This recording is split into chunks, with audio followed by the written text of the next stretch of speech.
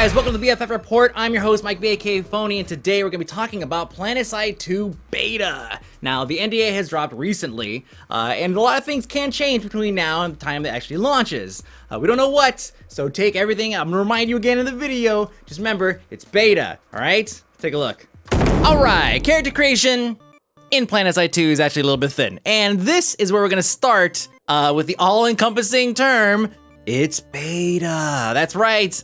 We actually don't know if this is going to be the final character customization that's going to be available to you in live, because as it stands right now, you only have a handful of faces, male, female, in your faction, and that's pretty much it. Most of the time, actually all the time, you are wearing a helmet, so what your face looks like really doesn't matter that much. Now, obviously, this is going to come to a little bit of a shock to a lot of people that come from MMOs, because the game is an MMO FPS, so we automatically assume that, oh, it's like other MMOs, it's going to have feature X and Y. You should probably take that and set it aside, because I have a feeling that Planetside 2 is focusing a bit more on the FPS than the MMO. Once you're done making your character, now you get to choose your class. Now you notice there's a bunch of them here, each one has their own specialty. It's pretty obvious what a lot of them do, but I could recommend something. Just as soon as you get in, stick with the default class, which should be Light Assault. It is the most well-rounded, easiest to learn, basic class, and he has a jetpack, which is kind of cool. One of the reasons why I suggest this is because you're going to be spending the first several hours of gameplay learning how to navigate, and navigating usually involves doing stupid shit like falling out of the sky because you decided to hit eject instead of reload. Yes, those buttons are right next to each other by default. You might want to reassign those. You're also going to be losing control of aircraft constantly, and maybe you want to bail out at the last second. Well, guess what? Light infantry, jetpack. On top of that, they come stock with a grenade and a medium-range weapon that comes in handy against other soldiers, which is primarily what you're going to be fighting. You're not going to go face-to-face with a tank or a giant flying spaceship. But that doesn't mean there aren't classes that can do that. But the reason why I'm telling you this is because as of right now, there is no tutorial section or no tutorial mode or anything in the game. It basically just throws you right in the middle of battle and just says go. Now, whether or not we're gonna see one at launch remains to be seen.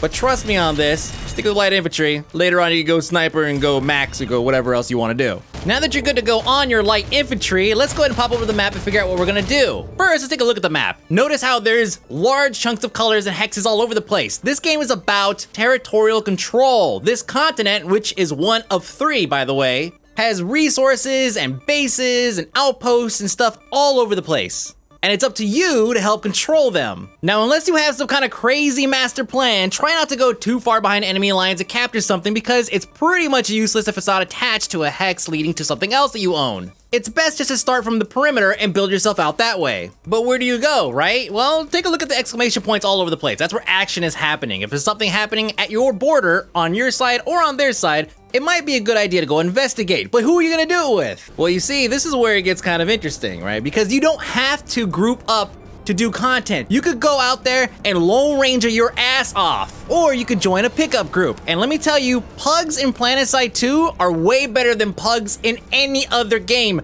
unless the guy flying the galaxy is terrible at flying, in which case it's not. Luckily for me, my initial experience with pugs in Planetside 2 was really good. This is a random group of people that I ran across during the media event because I happened to be on the wrong server, but everything worked out better than expected. We got to fly around and get shot at, land, repair, do an aerial drop. All this stuff was awesome, and I had a blast. No idea what I was doing, but obviously I knew the basics. Shoot the bad guy, stand in the place until the bar fills up, and that's it. Now the other option is obviously you going out on your own and trying to do some damage, and you can totally do this. Sometimes it's easier for somebody to be able to get on the inside and just do some work before anybody even notices that you're there. But if you want to do that, then you're gonna have to learn what all of these crazy symbols that you see all over my HUD and all over the map really mean. Now, I don't plan on going over every single one because, as you'll see when we get to currency, there is just a ton of things that you need to learn and understand. But the main things you should know is that whenever there's an exclamation point, there is a fight happening. So the quicker you get there, the quicker you can participate. And if they end up taking whatever it is that's there, then you get credit for it.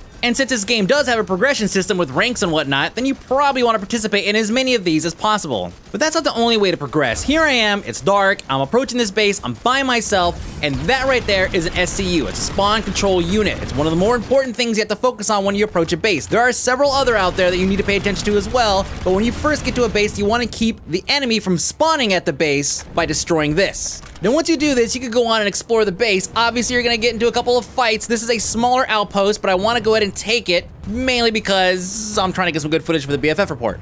I'm gonna get into a couple of fights. I'm gonna win some, I'm gonna lose some. In this case, I lost. But if I was looking to actually capture a base, I would look for little notes on the HUD with an A or B or C or D, some letter and a diamond around it. Those are nodes that you could capture by standing near them.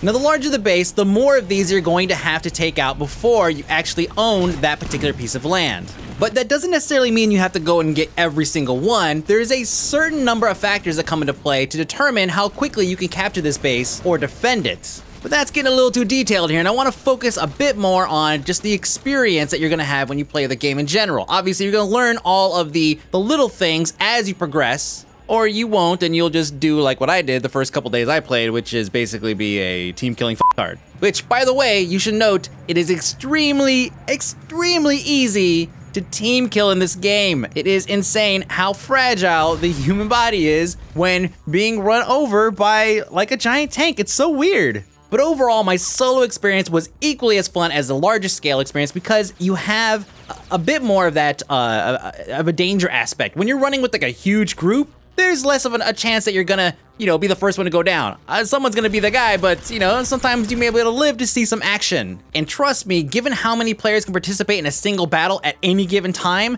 the action you're gonna see in this game is just phenomenal. Now, that doesn't mean that my solo experience was any less exciting. Obviously, when you're running out here, I mean, think about it. You're running around out in this huge, huge open world, just basically surviving on your own. You are the only person that can defend you from the hundreds of people that can be floating around anywhere on this map at any given time. Even joining a small squad can still be equally as intense as doing some of the larger battles. So obviously I've tried my hand at flying, I've tried my hand at driving tanks terribly, I've tried my hand at running around as infantry.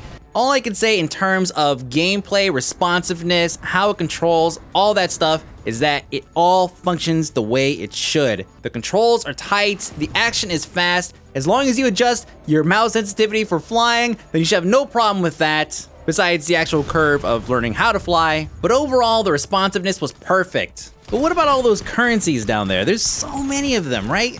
God, yeah, every single currency does something different. It's borderline ridiculous. Some of them are for light wheeled vehicles, some of them are for flying stuff. There's just so many different types of currency. They should seriously just take it all, wrap it up into one, and just call it balls. I don't know. Now, most of these were replenished based off of the territory that your faction controls, which is the main reason why you're out here, is to go and conquer land. And then, of course, you turn around and spend them on vehicles or whatever else you need to spend them on, and you'll see when you purchase a vehicle, or like maybe say a Galaxy or a Flash, which is a small ATV, and these are just an incredible amount of fun.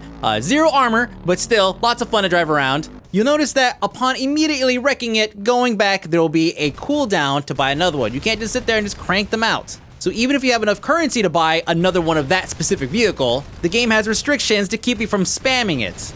Now, there are things you could do to change that, and we're gonna get into that right now. This screen is your profile screen. This has all your stats, all of your kill, death ratio, all that stuff that nerds care about. You could change your loadout, you could equip your weapon with better, more awesome stuff that you could get by doing things or by buying stuff off the cash shop. But in regards to cooldown time, you can use these things called implants, and these things are designed to be consumables, and they will modify certain mechanics in the game, like reload speed, how quickly you could spawn another flash after you wreck the first one, how quickly you could change weapons. There's all kinds of things. And they all have a cooldown, so you can only use them for a certain amount of time before they wear out. You have to buy another one. Now, I know I just said the word cash shop, but I want you to look at the symbol there. This is being purchased with Araxium on the right-hand side, right underneath says 25. On the bottom left corner, you can see I have 3,100 and whatever. I don't know why I'm not spending it. Clearly, I'm too lazy. But this is currency that I've just earned over time by playing the game or participating in whatever. So those implants, what about certifications? Well, that's the other currency that's down here in the corner. That is spent on upgrading your weapon with attachments, upgrading your person with, let's say, making your jetpack more awesome, or just a variety of things. They're not going to give you a weapon with the certification. All it does is unlocks an attachment to put on it, like say a better scope, or maybe a suppressor, or maybe a forward grip, or how about some more grenades? There's all kinds of stuff that you can unlock with this. Now, one of the more important things that I found is under leadership, you have the ability to unlock spawn beacons, and these are invaluable for when you're raiding a base that is not yours. You can't necessarily just spawn there. Granted, you could spawn on a galaxy, but these spawn beacons will allow other players to spawn on your location. Now, you don't want to put this right in the middle of the base where everybody could see. They're probably going to destroy it. You want to set this, further back, hide it somewhere, but 9 times out of 10, it's going to be closer than any other location for people to spawn at. So definitely unlock that first. Now, you see the certification requirements for some of these is like 9999, whatever. Obviously, it's because it's temporary. They don't want you to unlock the stuff in beta just yet. It's probably not finished yet. I'd also like to note that it is absolutely crucial that you understand that every faction actually has different weapons and different vehicles. There are some overlap for sure. There's definitely overlap there. But as this example you see right here, these are the beginning sniper rifles that you spawn with as an infiltrator. So you notice that each one acts completely different from the next. Now, this is just one example of how the weapons differ between classes and factions. So feel free to create, a character on each faction as you go through, test out all the classes to see which one feels best for you. But I'm pretty sure some of you guys already know what faction you're gonna roll long before the game even releases. I don't know how you guys have developed these allegiances so early, especially those of you guys who've not even played Planetside 1. But I personally know that I will not be rolling with the team that runs around in purple tights. Alright, so far, obviously I'm pretty impressed with this game. With the background, Unreal Tournaments and all of that, that whole shooter thing carried on from there. Marathon, Unreal Tournament. I'm into sci-fi shooters. I just am. Kind of got a soft spot for them. But this game kind of delivers on pretty much every front. It's difficult to find, besides balance issues, which might come later on, right? You have different weapons that have different types of abilities and things associated with it and whatnot. There are some things that may come up later on, like balance issues, but we don't really know what that is until we get closer to actual launch. So as of right now, anything can change. So this is more of a this was obviously more of a first impressions look at Planetside 2. And so far, things are pretty good. So I'm pretty stoked about it. Let me know what you guys think in the comments below, especially some of you Planetside vets. Let me know how I did for a first timer. Leave a comment below or check me out at AK Mike B on Facebook, Twitter, Twitch, YouTube, and all of that. Thanks for watching. We'll see you guys next week.